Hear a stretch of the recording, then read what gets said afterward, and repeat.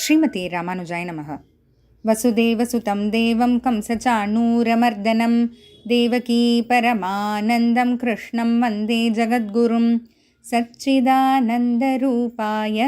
கிருஷ்ணாய க்ளிஷ்டகாரிணே நமோ வேதாந்த வேத்யாய குரவே புத்தி சாட்சிணே. நாள்தோறும் பகவத்கீதையில் நம்ம முதல் அத்தியாயம் ஆரம்பிச்சிட்டோம். முதல் அத்தியாயத்தில் திருத்ராஷ்டிரன் தான் முதல்ல கேள்வி கேட்டு ஆரம்பிச்சிக்கிறாருன்றதையும் பார்த்தோம். சஞ்சயன் பதில் சொல்ல ஆரம்பிக்கிறார்.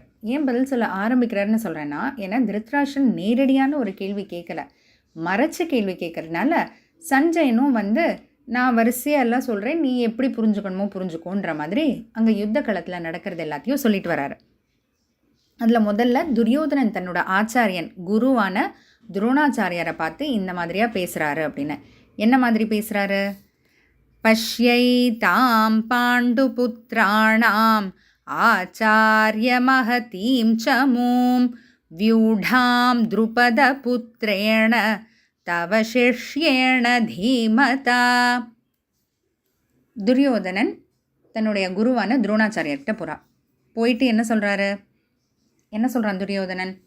பஷ்யைத்தாம் பாண்டு புத்திரானாம், பாண்டு புத்திரர்கள், அதாவது பாண்டவர்கள் எல்லாம் பாருங்கள், பஷ்யைத்தாம் பாருங்கள், பாண்டு புத்திரர்கள்லாம் நிற்கிறாங்க. ஆச்சாரிய மகதீம் சமும், ஆச்சாரியரே பாருங்க, அங்கே பாண்டவர்கள்லாம் நிற்கிறாங்க. மகதீம் சமும், பெரிய ஒரு வியூகம் அமைப்பு அமைச்சிருக்காங்க. வியூடாம் துருபத புத்திரேன, இந்த வியூகம் அமைச்சது யார்? இந்த அமைப்பு, அதாவது இந்த மாதிரியா இங்கே நிற்கணும், காலாட்படை இங்கே நிற்கணும், குதிரைப்படை அங்கே நிற்கணும், யானைப்படை இங்கே நிற்கணும் அப்படின்னு பிரித்து எல்லாரையும் நிறுத்தி வைக்கிறது இல்லையா? ஏன்னா சண்டைன்றது சும்மா கத்தியும் இல்லை வாளையும் தூக்கிட்டு போய் சண்டை போடுறது கிடையாது. அதுக்கு பின்னாடி யோசனை எல்லாம் உண்டு, பிளானிங் உண்டு. அதனால் இந்த வியூகத்தை அமைச்சது துருபத புத்திரேன. இங்கே துருபத புத்திரேன அப்படின்னா துருபதனுடைய மகன். இந்த துருபதன் யார் அப்படின்னா கதாநாயகி திரௌபதி இருக்காங்க இல்லையா, அதாவது பாண்டவர்களோட மனைவி, திரௌபதியோட அப்பா. துருபதன்ற ராஜாக்கு ஒரு பிள்ளை ஒரு பெண். அந்த பிள்ளை பேர் துருபதன், பொண்ணு பேர் திரௌபதி. துருபத புத்திரேன தவ சிஷ்யேன தீமதா, உங்கள் சிஷ்யர் தான் அப்படின்ட்டு துரியோதனன் நீங்கள் சொல்கிறான். இப்போ நமக்கு தோணும், சரி எதுக்கு முதல்ல இந்த பிள்ளையை பற்றி சொல்லணும்? துருபதனோட மகன், இந்த துருபதனோட மகன் பேர் திருஷ்டத்யுமனன். அவனை பற்றி எதுக்கு சொல்லணும்னா, ரெண்டு பக்கமும் சேனாபத்தின்னு இருப்பாங்க இல்லையா, கமாண்டர் ஆஃப் தி ஆர்மி ஜென்ரல்னு. அதாவது அந்த படை ஒவ்வொரு நாளும் எந்த அமைப்பு அமைக்கணும், யார் எங்கேருந்து தாக்கணும், எங்கேருந்து தாக்கினா அதை எப்படி சமாளிக்கணும் அப்படின்னு இந்த மாதிரி யோசனைகள்லாம் திட்டம்லாம் போடக்கூடியவர் தான் சேனாபதி.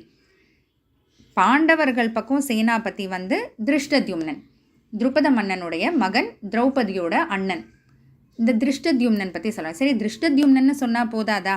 எதுக்கு தவ சிஷ்யேனா, உன்னுடைய சிஷ்யர் தான் அப்படின்னு எதுக்கு சொல்லணும் அப்படின்னா, இது வாழைப்பழத்தில் ஊசி வச்சு சொல்கிற மாதிரியா, நீங்கள் கற்றுக் கொடுத்த சிஷ்யன் இப்போ நமக்கே வினையாக நிற்கிறான் அப்படின்ட்டு துரியோதனன் மறைச்சு சொல்கிறானாமா. இப்போது இதுக்கு நம்ம சின்னதாக ஒரு பேக்ரவுண்ட் பார்ப்போம். இந்த படத்துல எல்லாம் கூட ஃப்ளாஷ்பேக்னு போட்டு காமிப்பாங்க இல்லையா? ஏன்னா பின்னணியில் என்ன நடக்குது அப்படின்னு தெரிஞ்சாதான் நம்ம கிளியராக புரிஞ்சுக்க முடியும். துரோணாச்சாரியரும் துருபத மன்னனும் அவங்க சின்ன வயசில் குருகுலத்தில் ஒரே குரு கிட்ட படித்தாங்க. துருபத மன்னன் ராஜா வீட்டு பிள்ளை இல்லையா? அப்போ துரோணாச்சாரியரோட நல்ல நண்பர் தான். அப்போ அவர் சொல்கிறாரு, நான் பெருசாக ராஜாவெல்லாம் ஆன பிறகு என்னோடய ராஜ்யத்தில் உனக்கு பாதி தரேன் அப்படின்ட்டு சொல்கிறாரு. வளர்ந்துடுறாங்க, அவர் ராஜாவாயிடுறாரு, பாஞ்சால தேசத்துக்கு ராஜாவாயிடுறாரு. இவர் படிச்சுட்டு வேதங்கள்லாம் படிச்சுட்டு, ஆனால் இவருக்கு சரியான அதுக்கான எதுவும் கிடைக்கல, ரொம்ப கஷ்டப்படுறாரு. கல்யாணம் ஆகிடுச்சு, மனைவி இருக்காங்க, மகன். ஆனால் அவங்களுக்கு சாப்பாடு போடுறதுக்கு கூட காசு இல்லை. அப்போது சின்ன வயசில் குரு கிட்ட படிக்கும்போது இந்த துருபத மன்னன் சொன்னது ஞாபகம் வருது. நல்ல இப்போ ஒரு இடத்துல இருக்காரு, அரசனாக இருக்காருன்னு நேராக அவர்கிட்ட போய் சின்ன வயசில் சொன்னதை ஞாபகப்படுத்த அவர் அவமானப்படுத்தி அனுப்பிச்சிடுறார். ஏன்னா சின்ன வயசில் சொன்னது அப்படின்றது வேறு, ஆனால் அவமானப்படுத்த தேவையில்லை இல்லையா?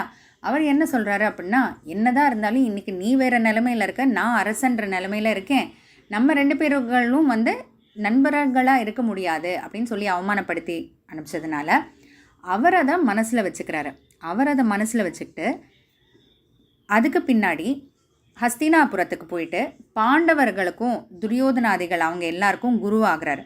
குருவாகி எல்லாம் சொல்லி கொடுத்து முடித்த பிறகு குருதட்சிணை கொடுக்கணும் இல்லையா, அப்போ அர்ஜுனன் கிட்ட அங்கே துருபத மன்னனை வந்து ஜெயிச்சுட்டு வரணும்னு சொல்ல, அர்ஜுனன் துருபத மன்னனை வந்து ஜெயிச்சுட்டு கூட்டிகிட்டு வரும்போது பாதி ராஜ்யத்தை அப்போது வச்சுக்கிட்டு, இந்தா நான் முழு ராஜ்யத்தை எடுத்துக்கல, இப்போவும் நீ எனக்கு என்ன சின்ன வயசில் வந்து எனக்கு கொடுக்குறேன்னு சொன்னியோ அந்த பாதி ராஜ்யத்தை தான் நான் எடுத்துகிட்டு இருக்கேன், நீ மித்த ராஜ்யத்தை பாதி ராஜ்யத்தை நீ வச்சுக்கோன்னு சொல்லி துரோணாச்சாரியார் கொடுத்துட்றாரு. இப்போ துருபத மன்னனுக்கு இது வந்து ஒரு அவமானமாக போயிடுது. ஏன்னா என்னதான் இருந்தாலும் அவர் ஒரு க்ஷத்திரியர், அவர் ஒரு அரசன் இல்லையா, இப்படி அவமானப்படுத்திட்டாரே அப்படின்னு சொல்லிட்டு இதுக்காகனே ஒரு யாகம், ஒரு பூஜை மாதிரி செய்கிறாரு. துரோணாச்சாரியாரை கொலை செய்யறதுக்காகனே ஒரு மகன் வேணும் அப்படின்னு. ஏன்னா துரோணாச்சாரியார் வந்து ரொம்ப ஒரு சின்ன ஆள் இல்லை, சிறந்த வில்லாளி. அதுக்காக யாகம் செய்யும்போது அந்த யாகத்திலிருந்து வளர்ந்த உருவத்திலேயே வந்தவர் தான் வந்து திருஷ்டத்யும்னன். அந்த திருஷ்டத்யும்னனோடையே சேர்ந்து திரௌபதியும் வராங்க. அதனால் அவங்க வரும்போதே வளர்ந்தவங்களாக தான் வராங்க. அதனால் அந்த திருஷ்டத்யும்னன் தான் இங்கே நிற்கிறாரு. ஆனால் திருஷ்டத்யும்னன் தன்னை கொலை செய்யறதுக்காக துருபத மன்னன் வந்து யாகம்லாம் செஞ்சு வந்த பிள்ளைன்னு தெரிஞ்சும் துரோணாச்சாரியார் வந்து திருஷ்டத்யும்னனுக்கு சொல்லி கொடுக்குறாரு. வில் வித்தையிலேருந்து எல்லாமே சொல்லி கொடுக்குறாரு. ஏன்னா அந்த காலத்தில் குருன்னா அவங்கக்கிட்ட கற்றுக்க வந்தாச்சுன்னா கற்றுக் கொடுத்துருவாங்க. அந்த பாரபட்சன்றதெல்லாம் கிடையாது. அதனால் தன்னை கொலை செய்ய வராங்கன்றதும் தெரிஞ்சோம். ஏன்னா தன்னை தேடி கல்வி கற்றுக்கணும்னு வந்தாச்சு, அப்போ அவங்கள வெறும் கையோடு திரும்ப அனுப்பக்கூடாது அப்படின்ற அந்த மனப்பான்மையில் துரோணாச்சாரியார் எல்லாமே சொல்லி கொடுத்துட்றாரு. அதைத்தான் இப்போ எங்கள் துரியோதனன் போர்க்களத்தில் சொல்லி காமிக்கிறான். நீங்கள் அன்றைக்கி சொல்லி கொடுத்தீங்களே அந்த சிஷ்யந்தான் இன்றைக்கி நம்ம எதிரை வந்து நமக்கு எதிராகவே சண்டை போடுறதுக்கு நிற்கிறான் அப்படின்ட்டு துரியோதனன் வந்து வாழைப்பழத்தில் ஊசி வச்சா மாதிரி இங்கே சொல்லி காட்டுறான். தொடர்ந்து வேறு நிறைய விஷயங்கள் சொல்கிறான். என்ன அப்படின்றத நம்மளும் தொடர்ந்து பார்ப்போம். ஜெய் ஸ்ரீ கிருஷ்ணா.